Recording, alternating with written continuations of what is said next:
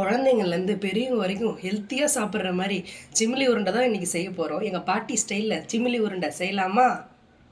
இதுக்கு தேவையான பொருள் 1/2 கிலோ மாவு, ராகி மாவு எடுத்து வச்சுருக்கேன். இது வந்து ஒரு 300 கிராம் வெல்லம் எடுத்து வச்சுருக்கேன். 1/4 கிலோ வந்து வேர்க்கடலை எடுத்து வச்சுருக்கேன். ஒரு 6 ஏலக்காய், வெள்ளை எள் எடுத்து வச்சுருக்கேன். கருப்பு எள் கூட நீங்கள் யூஸ் பண்ணிக்கலாம். இந்த கேழ்வரகு மாவை நம்ம தண்ணி ஊற்றி பிசைய போகிறோம். கொஞ்சம் லூஸாகவே பிசைஞ்சிக்கலாம்.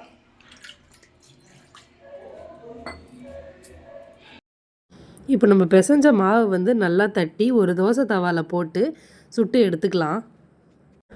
நல்லா மீடியம் ஃப்ளேமில் வச்சு சுட்டுக்கோங்க, அப்போ தான் தீயாமல் இருக்கும். தீஞ்சிருச்சுன்னா அந்த ஃப்ளேவரே மாறிடும். நான் ஸ்கூல் படிக்கும்போது ஊருக்கு போவேன் லீவ் விட்டால். அப்போ எங்கள் பாட்டி வந்து நான் வந்தாலே எனக்கு இந்த சிம்லி உருண்டை, அப்புறம் இந்த பொருளைங்காய் உருண்டை, அப்புறம் பொரி உருண்டை, சீடை, எள்ளடை, தட்டை இதெல்லாம் ரொம்ப சூப்பராக செய்வாங்க. அவங்ககிட்டேருந்து கற்றுக்கிட்ட ரெசிபி தான் இது. ஆனால் யார் யாருக்கெல்லாம் இது பிடிக்குமோ அவங்களாம் கமெண்ட் பண்ணுங்கள் கண்டிப்பாக. முடிஞ்ச அளவுக்கு இதெல்லாம் கடையில் வாங்காமல் நம்ம வீட்டிலே செஞ்சு சாப்பிட்றது தான் உடம்புக்கு நல்லது. இப்போ இந்த அடை வேகிறதுக்குள்ளே நம்ம இந்த வேர்க்கடலையை பொடி பண்ணி வச்சுக்கலாம்.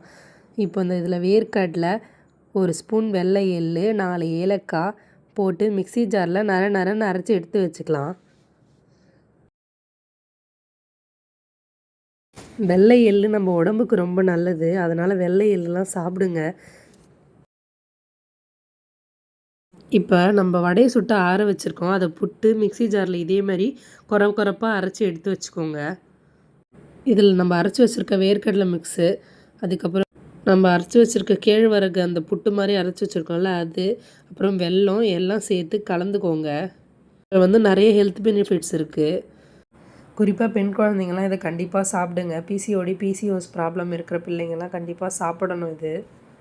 குழந்தைங்கள்லாம் வெள்ளை எள், கருப்பு எல்லாம் தனியாக கொடுத்தீங்கன்னா சாப்பிட மாட்டாங்க. அதனால் இந்த மாதிரி செஞ்சு கொடுங்க. நம்ம சிம்லி உருண்டெல்லாம் சூப்பராக ரெடி ஆயிடுச்சு. இதை ஒரு 4 days வரைக்கும் ஸ்டோர் பண்ணி சாப்பிட்லாம். இந்த வீடியோ உங்களுக்கு பிடிச்சிருந்தனா லைக் பண்ணுங்கள், ஷேர் பண்ணுங்கள், கமெண்ட் பண்ணுங்கள். இதே மாதிரி ஹெல்த்தியான ரெசிபி வேணும்னா மறக்காமல் காவியா குக்ஸ் யூடியூப் சேனலுக்கு சப்ஸ்கிரைப் பண்ணிவிடுங்க.